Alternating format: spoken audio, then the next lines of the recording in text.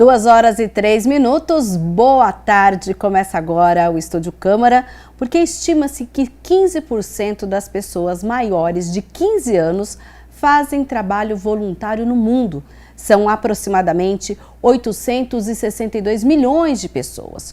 No Brasil, a pesquisa Voluntariado de 2021 apontou que em 2 décadas, o percentual da população brasileira que já praticou voluntariado em algum momento de sua vida mais que triplicou, passando de 18% em 2001 para 56% naquele ano.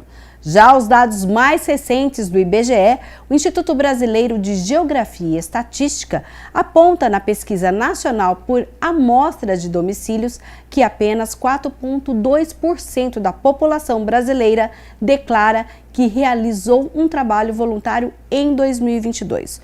O voluntariado, além de contribuir para transformações sociais, é uma porta de entrada para quem está em busca de experiência profissional no início da carreira, desenvolver habilidades como trabalho em equipe, criatividade e produtividade.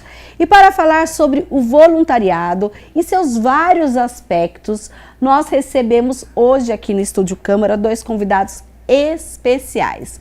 O Marcelo Frade, que é voluntário no Centro Infantil Boldrini, e também a oncohematologista pediátrica, doutora Cristiane Omai. E você aí de casa, já realizou algum trabalho voluntário? Pensou em realizar agora no início de 2025 dentro daquelas suas resoluções do ano? Quer mandar uma pergunta? Tem alguma dúvida sobre como é isso? Vamos ver se os nossos entrevistados conseguem ajudar você aí de casa também. Mande o seu WhatsApp para o 19 97829 3776. E por aqui eu começo com os nossos convidados. Doutora Cristiane, vou começar com você, primeiro explicando para nós, né? Você que é oncohematologista do Boldrini. Para quem é de casa e não conhece, apesar de a gente estar em Campinas, a gente lembra que além da TV, a gente também está no YouTube, nós estamos nas redes sociais, então você pode estar assistindo em qualquer lugar do mundo o que é o Boldrini e nesse contexto do Boldrini, qual é a importância e como funciona o voluntariado lá. Seja bem-vinda. Obrigada, Mirna, obrigada a todos, obrigada pelo convite. Nossa! Responder o que é o Boldrini. O Boldrini é um hospital oncohematológico de tratamento infantil, de tratamento de crianças com câncer e doenças hematológicas, doenças do sangue, existente há 47 anos, que começou com um sonho da doutora Silvia e hoje se transformou num exército enorme e um centro de referência mundial. É verdade. Eu, inclusive, já entrevistei a doutora Silvia no programa Ser Empreendedor, falando sobre empreendedorismo social, e ela conta aquela história de quando ela estava na pediatria de um hospital, tudo muito frio, tudo muito, né? A criança já estava enfrentando toda aquela questão da doença e ela falou, não, a gente precisa trazer de uma outra forma esse tratamento que muitas vezes e a maioria das vezes é difícil, mas pensar de uma outra forma. Nesse contexto, doutora, como que é o trabalho voluntário lá? Exatamente, o Boldrini, né, desde o seu nascimento mesmo, ele já tem a sementinha plantada da questão do voluntariado e do vamos dar as mãos e fazer juntos e nos ajudar, né? O Boldrini, ele é criado nesses alicerces. Então, eu não consigo imaginar hoje o Boldrini sem o voluntariado que tem lá, né? Impossível de imaginar como que nós conseguiríamos, né? Fazer um diagnóstico, iniciar um tratamento, acolher a família, explicar sobre a importância do tratamento, convencer e às vezes indicar internações prolongadas que exigem muito acolhimento, né? Sem um trabalho voluntariado que existe no Boldrini tão sério. Daqui a pouco a gente detalha melhor esse trabalho, o que pode ser feito ali, porque a gente trouxe uma pessoa que está ali sempre. Eu que conheço o Marcelo de outras atividades voluntárias, mas hoje ele é voluntário lá no Boldrini. Marcelo, seja bem-vindo. Fala um pouquinho para mim de como começou essa sua atuação no Boldrini, já que depois você vai falar da sua história como voluntário como um todo. Qual foi a sua primeira ação voluntária na sua vida e como você chegou no Boldrini? Seja bem-vindo. Mirna, obrigado pelo convite. Tudo começou há 20 anos. Eu terminei minha faculdade e tive um pouco de tempo a mais e quis dedicar ao próximo. Tenho uma referência familiar que sempre me trouxe essa coisa de ajudar o próximo. E conversa com um amigo, um ou outro, naquela época não tinha tanto a internet como tem hoje, me contaram do trabalho do palhaço no hospital. Foi quando eu fui procurar uma ONG aqui de Campinas e comecei a fazer esse trabalho, fiz todo o treinamento e passei por vários hospitais. E depois de alguns anos eu quis mudar um pouco e por intermédio da minha namorada, na época, hoje minha esposa, ela já era voluntária no Boldrini. E aí ela falou, vamos lá, vamos fazer o trabalho lá e o Boldrini é apaixonante, né? Então eu já estou lá pelo menos há quase 10 anos lá, então metade dessa minha vida voluntária é lá dentro do Boldrini. E aí eles queriam que a gente levasse uma equipe fixa de palhaços para lá. Sim. E aí eu tive o prazer e a honra de poder formar essas equipes e estamos lá trabalhando já todo esse tempo. Tá certo, então a gente lembra, eu vou dar aqui o meu testemunho, porque conheci o Marcelo justamente na outra ONG que ele falou, que eu também já fiz um trabalho voluntário lá, que são os Griotes, contadores de história, aqui de Campinas. É um grupo que faz contação de histórias em hospitais, geralmente na pediatria ou em instituições de longa permanência, justamente para transformar aquele momento um pouco mais leve, digamos assim. Mas Marcelo, a gente está falando aqui com o Marcelo e ele falou alguma coisa de palhaço. Me diga quando surgiu o Mamão. O Mamão ele já existe antes do palhaço.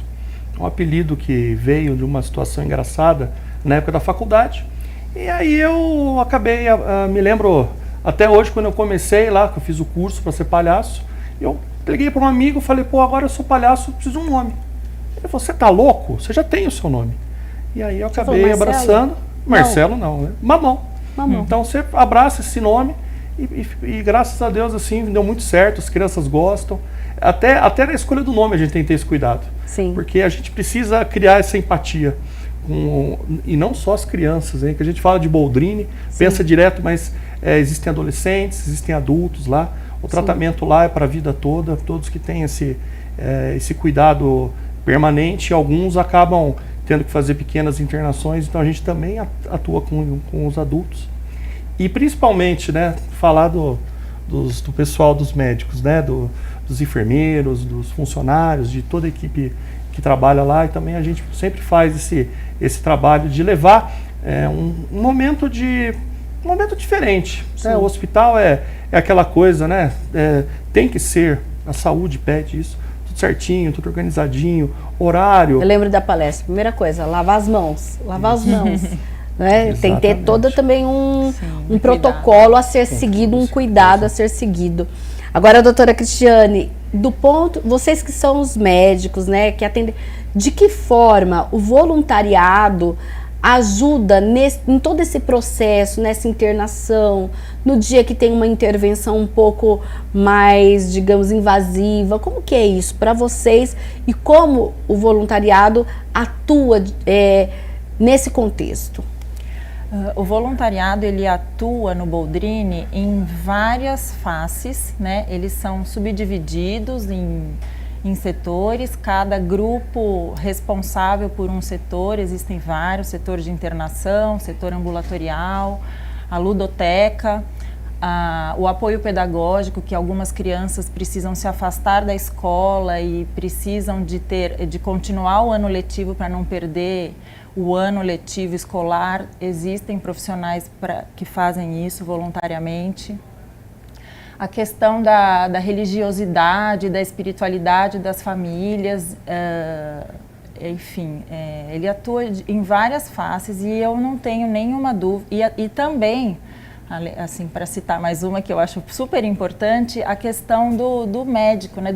Não só do médico, como toda a equipe de profissionais de saúde lá, que também ficam melhor, né? O fato da gente trabalhar sabendo que nós estamos lidando com doenças tão graves, com quadros tão, às vezes, tão catastróficos para aquelas famílias. E saber que existe um apoio, né, um palhaço querendo melhorar e que o seu paciente tem um bem-estar ali, está melhor por causa da presença deles, isso também me causa bem-estar, né? Isso também me causa mais segurança. Teve então, algum dia, por exemplo... É integral o Teve papel. algum dia, por exemplo, doutora, que em meio a algum atendimento, o voluntário foi essencial para que aquela criança ficasse um pouco mais tranquila ao passar por algum procedimento, ou mesmo a família ficar um pouco mais tranquila? Existe isso? Algum dia não, eu acho que isso acontece diariamente, né? Diariamente. Eles têm uma seriedade nesse papel de acolher e de confortar, né? E de doar a demanda do paciente, que isso é realizado diariamente. Claro que, né, dentro das devidas proporções, mas eles atendem muito bem as demandas, né? Cada família com a sua individual. Marcelo, essa sua escolha pela questão de palhaço, por algo que já existia dentro de você, até pela sua experiência, às vezes as pessoas falam assim, poxa, mas eu não tenho afinidade com criança. Outro, eu não tenho afinidade com idoso. Eu não tenho afinidade com isso.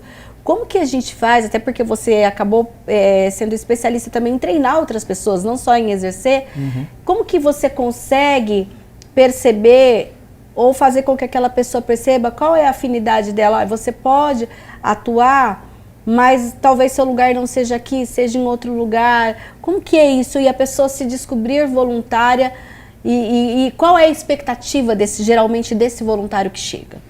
Eu costumo dizer o seguinte, nós estamos ao vivo, hoje é uma quarta-feira, são 2h da tarde.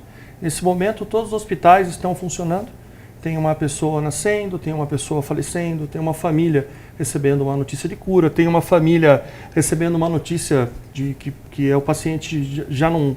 Enfim. Então, a pergunta que o voluntário tem que fazer é a seguinte, o que eu posso fazer para melhorar essa realidade? Tá. E cada um tem que encontrar a maneira que se sente mais à vontade, né? Até vou voltar no exemplo lá dos Guirotes, que a gente trabalhou junto, que para mim é uma das mais belas ações que eu já vi no Lar dos Velhinhos, de Campinas. Tá. Eu não sei se eles estão ainda hoje, mas eles são barbeiros. Eles dedicam uma manhã de sábado para fazer a barba dos velhinhos. Uau. E quem é homem sabe o quanto é dignificante você poder fazer a própria barba. E eles estavam lá há 20, 30 anos. Então eles encontraram uma forma que eles podem doar, que eles se sentem bem. Então... É aquilo que você sabe fazer pelo outro também? Também, e principalmente aquilo que você faz bem. Porque, por exemplo, de repente a pessoa fala, poxa, mas eu não gosto de me vestir de palhaço, eu não me sinto bem, mas dá para fazer de outra forma. Com toda certeza. No próprio Boldrini, né, como a doutora passou para vocês, tem 15, 20 tipos de atuação, né? A própria capelania, é um trabalho muito bonito. Você tem o reforço escolar, que uma professora pode ir. Você tem os capelões, como eu citei, quem tem mais afinidade com esses assuntos da fé. Ou você também pode fazer o trabalho, por exemplo, a Vila Boldrini. Tá. É uma das áreas lá que é muito legal. Vem aqueles ônibus, aquelas peruas de outras cidades, de pessoas que vêm se tratar no Boldrini. E às vezes com suas respectivas famílias, é isso? Depende. Ou não. Responsável. Pelo menos. Responsável. E essas famílias não têm onde ficar durante o dia. Às vezes é uma consulta pela manhã e aquele ônibus vai passar só à tarde. Então aí as pessoas vão lá para a Vila Boldrini e elas convivem ali. Tem uma cozinha, um banheiro, uma área que a criança pode brincar, que o adulto pode sentar, assistir uma televisão.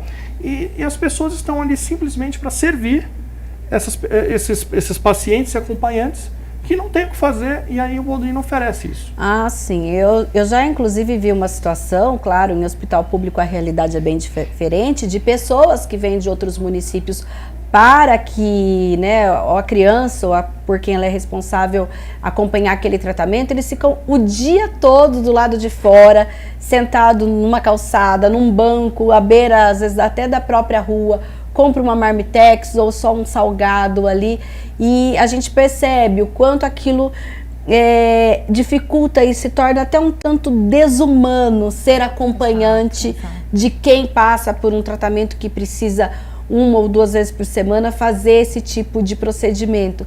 Então é uma forma também de humanizar ainda mais e proteger aquela família. Sim, e eu chamo a atenção também para dizer, porque você diz que em hospitais públicos a realidade é diferente, para que o Boldrini é um hospital 80% público. SUS, 80% SUS. Eu estou dizendo, geralmente os mais público. Conhecidos. A gente lembra que o SUS é cofinanciado. Mas né? que isso existe em filosofia, né? Na essência do Boldrini, essa questão de tornar o mais lúdico possível para as crianças e o mais acolhedor possível para as famílias, né? As mães internadas, os pais também, as avós, eles têm um quarto. Então, se você vai lá, você tem o quarto que tá o paciente, e bem ao lado, dividido por uma porta e uma janela de vidro, o acompanhante fica ali. Ele pode ter um banheiro, então é muita dignidade até para o acompanhante do internado. Sim. Então o Boldrini tem esse cuidado de ter janelas, né? A doutora Silvia conta essa história, que você mesma citou lá atrás, que o hospital deveria ter janelas para que as pessoas possam ver o jardim, ver o sol. Menos paredes, né? Não ser só paredes, exatamente. Isso, então, é verdade. Então a gente tem como instituição, a gente tem esse cuidado e faz toda a diferença. Não dá para falar tanta coisa, Mirna. Nossa, mãe. Os internados, eles recebem, eu chamo assim, o nome é meu, é o carrinho das gostosuras. Quando é 3 horas da tarde, mais ou menos, você está lá no Boldrini e vem o carrinho com a pessoa da cozinha. E você nunca sabe o que tem. Às vezes ela tem pipoca, às vezes ela tem gelatina, às vezes tem cachorro quente. Você fala assim, no hospital? Sim. É isso que eu ia perguntar, no hospital? Exatamente. Por quê? Se a criança ela pode comer a pipoca, ela gosta e ela pede, será feito. Porque é a filosofia deles. Sim. Então, assim, lógico, tem criança que não pode, evidentemente. Então tem esse cuidado também de não dependendo da dieta, olha. De não ser uma festa. Mas eles fazem todas as comidinhas que eles gostam. Mas mesmo as crianças que têm algumas restrições, né, que não podem por algum problema médico, nós procuramos atender, né, a demanda de todas as crianças na cozinha. Hoje eu estou com vontade de comer uma melancia. E aí a gente se mobiliza, né, a cozinha se mobiliza para conseguir atender. Entendi. Existe algum estudo sobre essa questão do trabalho voluntário e, inclusive, a melhor resposta ao tratamento quando, por exemplo, há esse tipo de trabalho, além, claro, do cuidado do hospital em si, mas de ter o lúdico, de ter a brincadeira e desse momento social, existe alguma coisa nesse sentido, doutora? Existem. Eu não vou saber te dizer com muitos detalhes, mas sim, existem estudos que mostram o benefício, né, da questão do bem-estar, da saúde mental organizada para você poder seguir um tratamento difícil. Existem benefícios. Tá. E também, por outro lado, também existem estudos que comprovam situações de estresse, situação de algum trauma, alguma violência pessoal, de ter um prognóstico pior, de desencadear alguma doença mais grave. Então, da mesma forma que existem estudos que mostram o benefício, a falta de também tem prejuízos. Então, quanto mais... Eu perguntei essa questão, inclusive, de amenizar, de tudo mais, porque, por exemplo, logo no início eu falei sobre afinidade e conheci o mamão justamente nos griotes.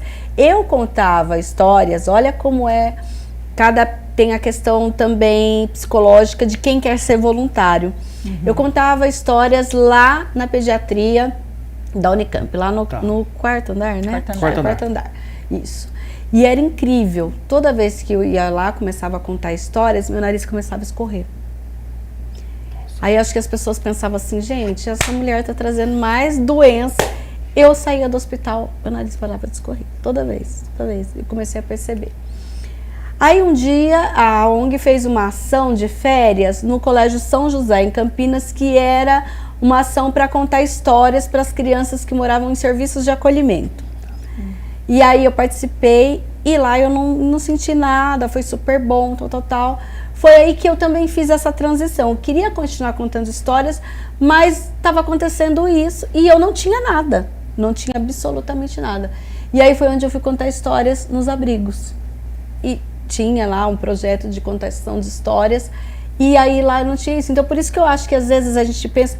E aí depois eu fui fazer terapia, eu percebi que a questão de lidar com talvez a própria doença, talvez quando você volta na semana que vem aquele paciente talvez tenha ido a óbito, uma série de coisas, são coisas que para mim eu não conseguia lidar muito bem com isso, no meu interior, por isso que talvez é uma possibilidade, não existe, de que isso acontecia por conta de uma resposta psicológica. Uma resposta física, né, de um problema psicológico. De uma questão que eu não conseguia lidar, que era estar no hospital e talvez lidar com uma questão de melhora ou piora daquele paciente. Né? São as aptidões pra mesmo. Para mim faz todo sentido, assim, né? É muito coerente o que você está falando, porque a gente manifesta, né, fisicamente. Inclusive, conversando com os voluntários, né, eu pergunto para eles assim, como que você entra no Boldrini, como você sai do Boldrini? Isso também, porque é do ser humano, né, a gente querer ajudar, querer ver o outro melhorar, se puder, né, e para todos que eu conversei, todo mundo entra de uma forma e sai melhor, né? Porque você percebe que está contribuindo, né, para um outro ser humano, está ajudando, está fazendo diferença. E isso é muito gratificante, né, pessoalmente, para uma pessoa que você está melhorando a vida do outro. Então as pessoas saem melhor. E como o tema de hoje é o trabalho voluntário, a Rúbia de Oliveira foi uma organização social em Campinas, a UniaSec, que é a União de Amor, Ajuda e Salvação, que faz o acolhimento institucional de crianças e adolescentes, além de adultos em situação de rua nas modalidades de casa de passagem, abrigo institucional e casas-lares. E é de uma dessas unidades que nós vamos acioná-la agora para saber se o trabalho voluntário lá é importante, como funciona e tudo mais. Rúbia, vamos lá, cadê a Rúbia? Boa tarde, Rúbia.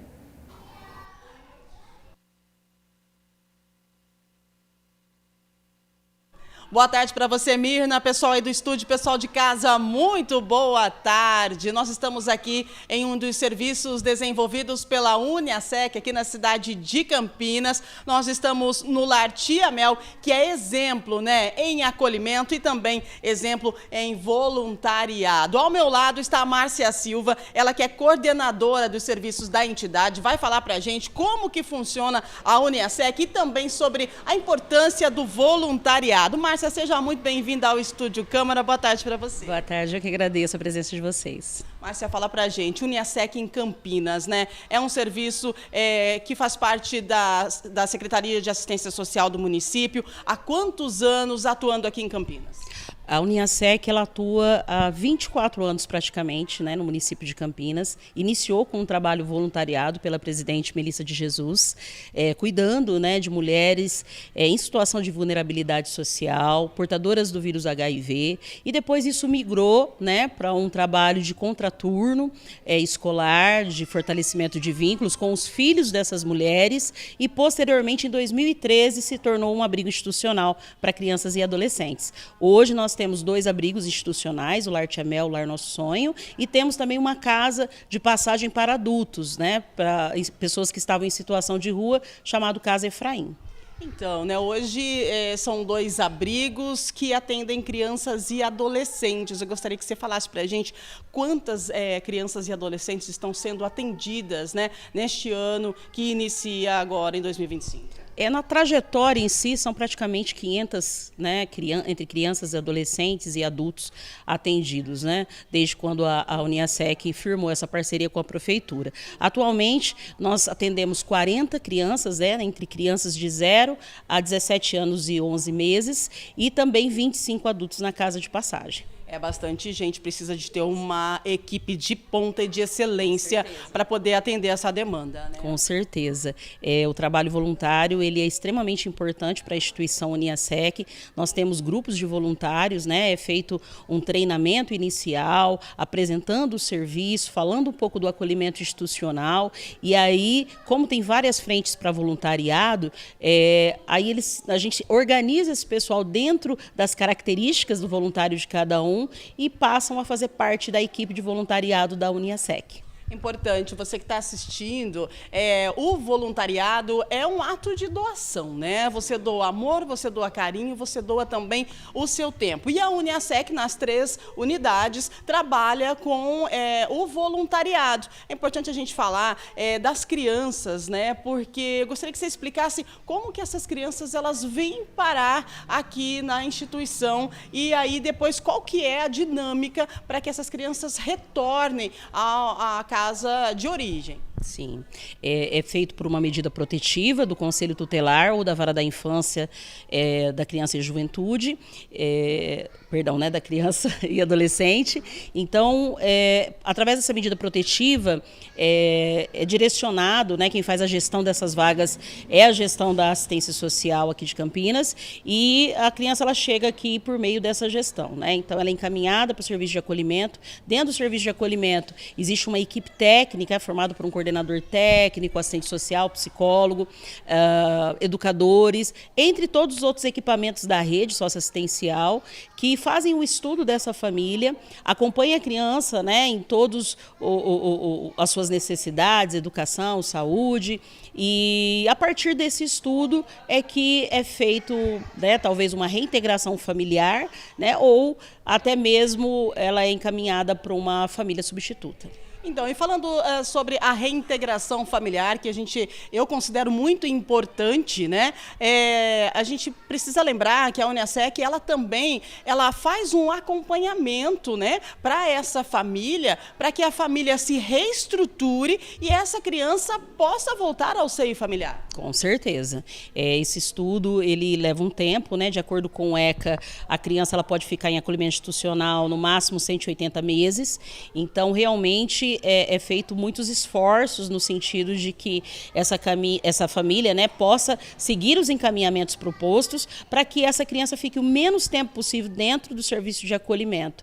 E dentro disso o voluntariado, né, que vem para fazer uma contação de história, vem para fazer uma atividade esportiva, enfim, né, tem várias, como eu falei, várias frentes. Nós temos voluntários há mais de 20 anos com a Uniasec, que fazem doações, né, então nós temos o trabalho da nota fiscal paulista, que é super importante dizer, e também do telemarketing. Então, às vezes, o motoqueiro sai daqui para ir para um outro município até para buscar essa doação, e essas pessoas elas têm um contato direto com a Uniasec. Então, a gente recebeu, né, um tempo atrás um senhor que já fazem essas doações há 20 anos.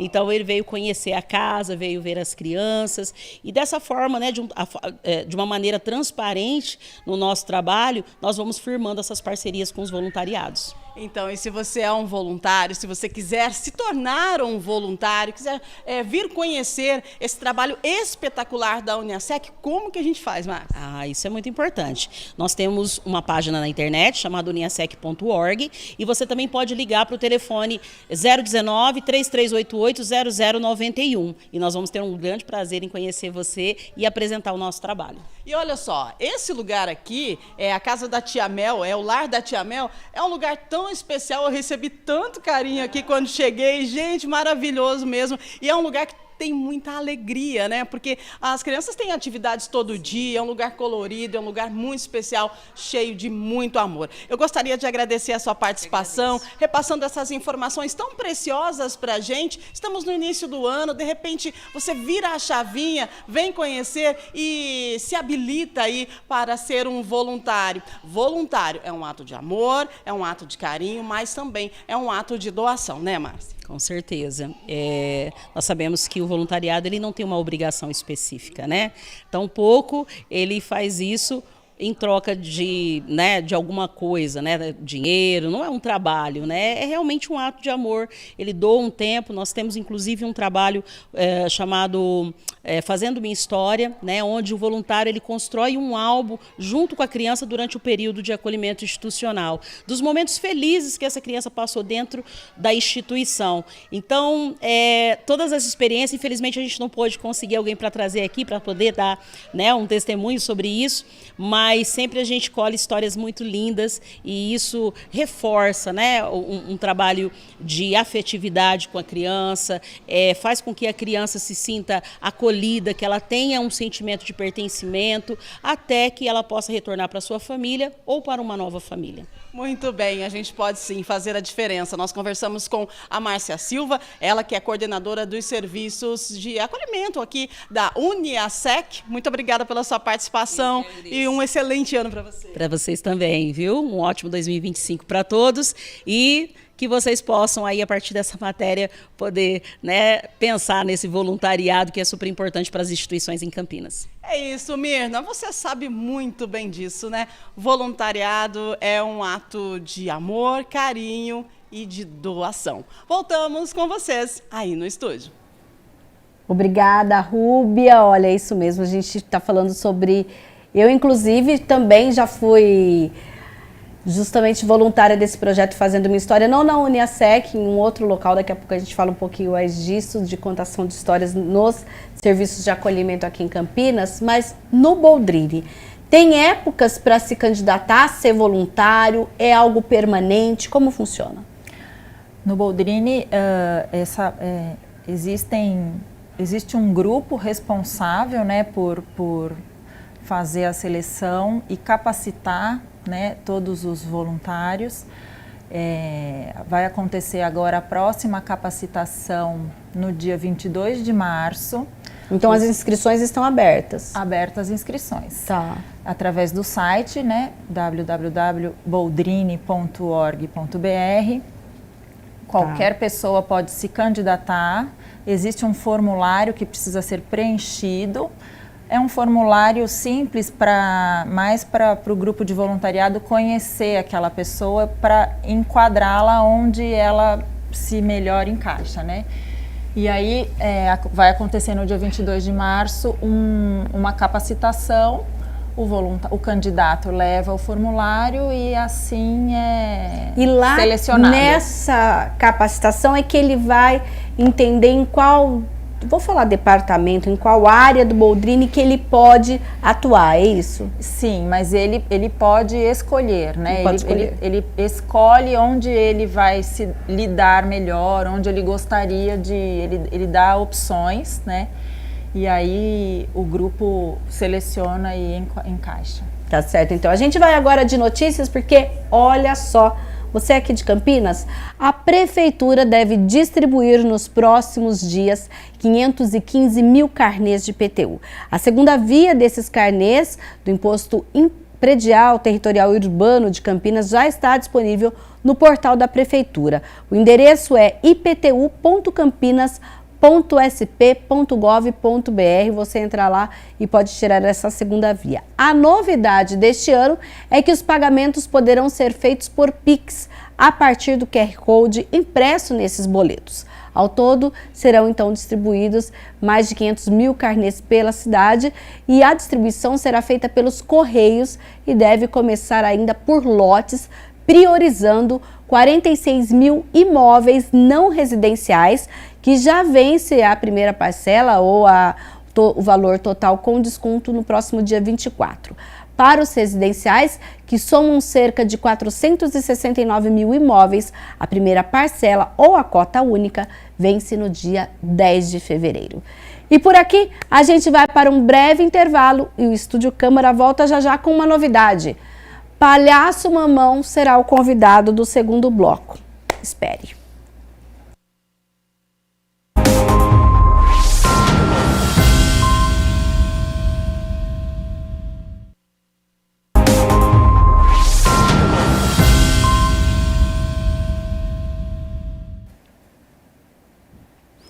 Estamos de volta com o Estúdio Câmara, falando justamente sobre voluntariado. Você aí decidiu ser voluntário, tem algumas dúvidas? A gente já falou aqui, mostramos alguns exemplos, lugares em que você pode ser voluntário. E aí no seu bairro?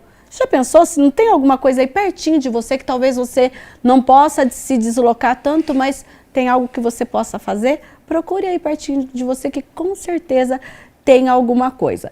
E por aqui nós convidamos, olha, no primeiro bloco tivemos aqui a participação do Marcelo Frade, que é voluntário no Boldrini, e também a doutora Cristiane Ameu, desculpe, eu falei o nome dela errado, já vou corrigir.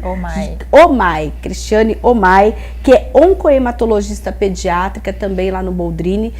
E o Marcelo nos contou que quando ele vai, né, lá ele é o palhaço mamão. E eu falei, por que não trazer o palhaço mamão também aqui para o Estúdio Câmara? E aí, olha o que apareceu aqui no estúdio, ao lado do Marcelo. O que será que nós temos aí, hein? Vamos ver. Bom, a gente não começou o ano oficialmente ainda dos palhaços, né, da atuação, vamos ter agora sábado, inclusive. E aí eu aproveitei então, roubei lá do palhaço a bolsa. Essa aqui é a bolsa que vai para lá. Então tem algumas coisinhas aqui, por exemplo, né, que a gente chega no hospital, acho que é importante a gente colocar que tem uma pessoa atrás desse palhaço. Tá. E aí talvez, não sei se você já ouviu essa história, você sabe qual que é a menor máscara do mundo? Menor máscara? Menor máscara do mundo? Não. Essa aqui, ó. Essa aqui, o nariz, ó. Nariz de palhaço.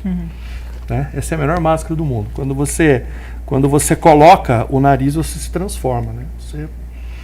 Ó, sua câmera é essa daqui, tá? Então, pode já... Ó, você coloca o nariz e você já se transforma. Então, você ganha um farol, né? Tá. Você olha pra lá, olha pra cá, o nariz vai na frente, tá, né? E então essa transformação faz com que nós nos despojamos daquela coisa, daquela vergonha do dia a dia. Então a gente chega lá, a gente às vezes tem medo de se o cabelo tá arrumado, se a roupa tá certinha, não. Então eu pego essa bolsa velha aqui, toda arrebentada, e ela serve muito bem para fazer, né?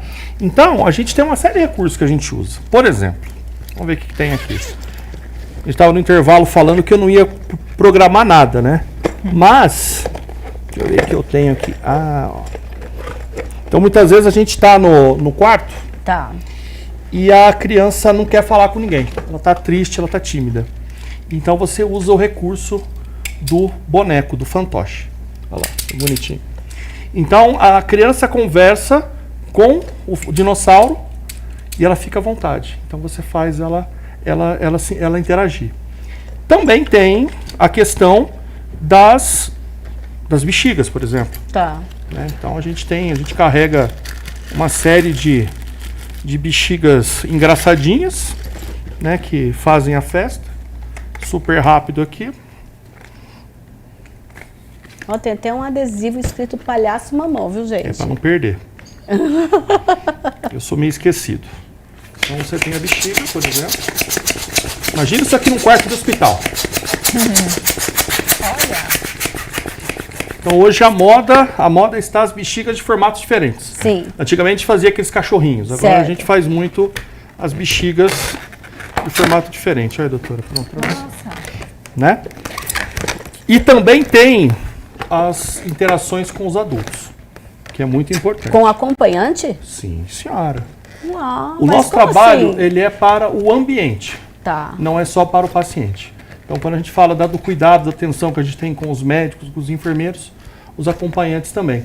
E a equipe médica também gosta. Por exemplo, esse aqui é o baú. É o baú da felicidade, tá? Sim. Eu não vou fazer inteirinho com vocês, porque envolve um susto, então eu não vou derrubar a apresentadora aqui, tá? Por favor. Mas, o que acontece? A gente apresenta esse baú para a pessoa e pergunta se ela tem coragem de abrir. Tá. E aí a gente brinca com o imaginário. Só não pode ser lagartixa, que eu tenho medo de lagartixa. Lagartixa? Não, por favor. Não, lagartixa não. Cobra? Cobra pode. Pode. Então a gente tem uma tá cobrinha aqui. Então a gente brinca com essa coisa do susto. E a pessoa fica com medo, então a gente aproxima e mostra para ela e fala assim, você tem coragem de abrir? Pode abrir, doutora. Calma, já vai, calma. Ai, meu Deus. É só girar. Isso. Aí você recebe uma mensagem, Mostra pode pegar uma lembrancinha. Eu vou mostrar. Aqui, eu vou mostrar aqui, quer ver? Ó. A gente mostra aqui, ó. Então a gente tem um bom dia para te ter um bom dia. Então pode pegar uma mensagem para você. Ai, que lindo. E são mensagens providenciais essas aí, viu? Elas escolhem as pessoas certas. Olha, a minha veio assim, ó, gente. Quem pouco pensa, engana-se muito. A minha veio, o destino faz os parentes, a escolha faz os amigos.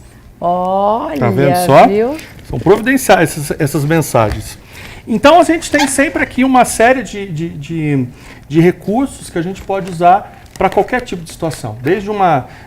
Às vezes a gente tem, por exemplo, a criança que ela não verbaliza, a criança pequenininha, né?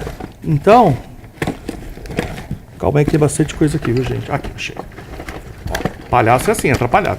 Contextualizando só assim o cenário do Marcelo, que muitas vezes essas crianças estão internadas há muitos dias, com a imunidade baixa, isoladas num quarto, né, sem poder sair, quando os pacientes como eles são imunossuprimidos, né, pela quimioterapia, eles devem ficar isolados no quarto, sem poder receber visitas e nem ter contato com ninguém. Tá, mas então, e nesse caso, faz pelo vidro? Nesse caso, o Marcelo vem salvar, né, e muda Quando você tem uma criança que está no isolamento, por exemplo, a gente usa esse artifício aqui, ó. A gente usa as cores, né? A gente mostra para as crianças aqui as cores e geralmente dá o movimento e a cor. E aí a criança lá dentro ela vai acompanhando, né? Mesmo sem poder aproximar. Mesmo sem poder aproximar. Então você tem um recurso da música também. A gente às vezes tem musiquinha. Então você sempre tem algum recurso que pode ser utilizado para aquele momento. Por isso que a gente tem essa bolsa grandona aqui. Que é exatamente para sempre que a gente encontrar uma situação, a gente ter recursos para fazer. Sim. E também tem a questão, que eu acho que também é tão importante quanto tudo isso aqui, é a questão relativa ao treinamento. Né? Os voluntários, eles recebem que querem ser palhaços, recebem um treinamento específico. Sim. Então, por exemplo, um aspecto que eu acho muito bonito do nosso trabalho é o aspecto do não. Então, vamos lá. O paciente, ele está ali. Ele é obrigado, entre aspas, evidentemente, ao horário da medicação, horário do exame, horário do banho, horário da refeição. Não tem o que fazer. Tudo é obrigatório. Tá. Ele tem que fazer. Qual é o único momento que ele pode falar não? Para o voluntário, para o palhaço. Então o palhaço chega lá, a criança fala, não quero que você me visite. E a gente nem esquenta a cabeça. A gente vira as costas, até logo, obrigado, e sai. Não pode levar para o pessoal, né? Você sabe por que não? Porque em 5 minutos ela vai se arrepender e vem a enfermeira. Palhaço, volta aqui. Acontece lógico, sempre. Achei que era só ir embora e falar que pena. Não. A gente sabe que é pela ter o direito de falar ou não. Tá. Então ela se sente à vontade em poder exercer esse direito, que todos nós temos, né? Sim. Nós falamos não todo momento, o paciente não tem essa possibilidade. E nós também proporcionamos isso.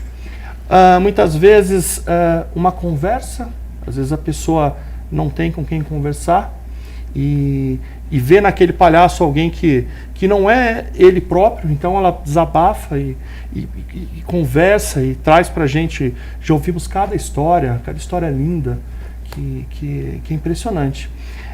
Também a coisa de levantar o espírito. Ou seja, o paciente está lá, a criança está lá moadinha, às vezes está jogadinha na cama, está triste e tal. Você visualiza aquilo. Aí você vai lá, faz o seu trabalho, conversa, bate um papo, dá um tchauzinho e tal. A hora que você vai embora, você olha de novo. e aquela criança já tá de pé, já está apoiada, mamãe deixa eu ficar sentado na cama, já fica sentadinho e tudo mais, né? Muitas vezes o paciente que está resistente à injeção, a remédio e tal, mas a enfermeira fala assim, ô palhaço, vai lá um pouquinho, vai lá brincar com ele lá. Aí daqui a pouco a gente vai lá, a gente brinca e tal, daqui a pouco sai e a enfermeira vem agradecer. Obrigado, agora ele está tomando o remedinho dele e tudo mais. Então, o voluntário tem esse poder. O voluntário tem um poder de transformar um ambiente. E é isso que a gente faz. E com todo o respeito, né, a gente potencializa o trabalho dos médicos, que é maravilhoso. Sim, né? Olha, e uma pesquisa indica desconhecimento tanto sobre a lei que rege o serviço voluntário, como sobre documentos obrigatórios para a realização da atividade. A gente tem uma lei de 1998, que é a Lei 9.608, de 18 de fevereiro, que ela fala justamente sobre todas as regras do voluntariado. E uma pesquisa fala justamente sobre as pessoas que fazem alguma atividade, mas jamais, por exemplo, olha, o nível de formalização, quando consideramos os voluntários, só 18% dos entrevistados assinaram um termo de adesão ao serviço voluntário. E só 34% falaram que primeiro realizaram as atividades e depois que foram atrás de formalizar. Qual que é a importância de ter tudo isso formalizado, com toda a identificação dessas pessoas também, e tanto para assegurar tanto a instituição que vai receber esse voluntário, quanto também as próprias pessoas que se dispõem aí a realizar esse serviço? A importância, eu vejo, dessa lei é que haja um compromisso, né, tanto da instituição como forma de reconhecimento e valorização desse indivíduo, quanto do voluntário que se voluntaria para prestar um trabalho, né? Uma função, uma ação à instituição. Né? A instituição conta com a pessoa, né? Ele foi selecionado, ele foi designado a executar aquela ação, e a falta, com certeza, terá um prejuízo. Da mesma forma, o outro lado, né? Então, a lei é importante. Até a questão, por exemplo, de você não gerar vínculo empregatício. Sim. E também a questão do fornecimento do direito de imagem. Sim. Que infelizmente existem, como em qualquer profissão, existem pessoas que usam de má fé, então a própria instituição tem que fazer esse resguardo, né? E para o voluntário também é bom, porque você está assinando uma lei, que a lei ela deixa tudo muito, muito claro, muito tranquilo, porque a gente não pode esquecer que, e talvez é o mais importante do voluntariado, o negócio que a gente faz é trabalho voluntário. Sim. Trabalho tem horário, tem chefe, tem dia legal, tem dia regras, triste, tem regras, né? Então a gente tem que ter esse respeito mesmo. Não é porque eu dou o meu tempo que eu faço do meu jeito. Exatamente. Tá certo. E a gente mostrou no bloco anterior o trabalho lá na Uniasec, e a entrevistada mencionou que lá eles têm aquele projeto Fazendo Minha História. E aqui em Campinas também, uma outra ONG, a BVH, Associação Bolsa de Valores Humanos, está com inscrições abertas para o projeto Fazendo Minha História, que vai funcionar em 2 abrigos de crianças e adolescentes aqui na nossa cidade. Veja agora o recado que a Larissa Coelho tem para nós. Olá, aqui é a Larissa, da Associação Bolsa de Valores Humanos, que trabalha com crianças e adolescentes acolhidos aqui em Campinas. Estou aqui para fazer um convite especial para você que está buscando trabalho voluntário em 2025, que é participar da seleção e treinamento do projeto Fazendo Minha História. Esse é um projeto do Instituto Fazendo História de São Paulo e que a Associação Bolsa de Valores Humanos está replicando aqui em Campinas. Nesse projeto, o voluntário se encontra durante um ano, uma vez por semana, com uma criança ou um adolescente, e por meio da mediação de leitura, ajuda essa criança ou esse jovem a contar a sua própria história, a sua versão daquilo que viveu. Então, não só do que viveu, mas também do que vive e da perspectiva de futuro. É um projeto que já tem mais de 10 anos e que tem transformado a vida de muitas crianças, adolescentes e de voluntários. Se você tiver interesse em saber mais sobre esse projeto, cujo treinamento vai acontecer 5 e 8 de fevereiro na Guardinha, aqui em Campinas, escreva para fmhcampinas@gmail.com que eu tiro todas as suas dúvidas. E eu espero você. E a gente reforça aqui, então, se você quer participar desse processo, o e-mail é fmhcampinas@gmail.com ou você pode ir lá no Instagram da BV Humanos, que é Bolsa de Valores Humanos, lá também tem as informações. A gente lembra que inicialmente o projeto vai acontecer em um abrigo que faz parte da Guardinha e o outro é no CMPCA, que é o abrigo municipal aqui da cidade de Campinas. E a gente vai de notícia de novo, olha só. A saúde usa a inteligência artificial para ampliar a cobertura vacinal contra a dengue.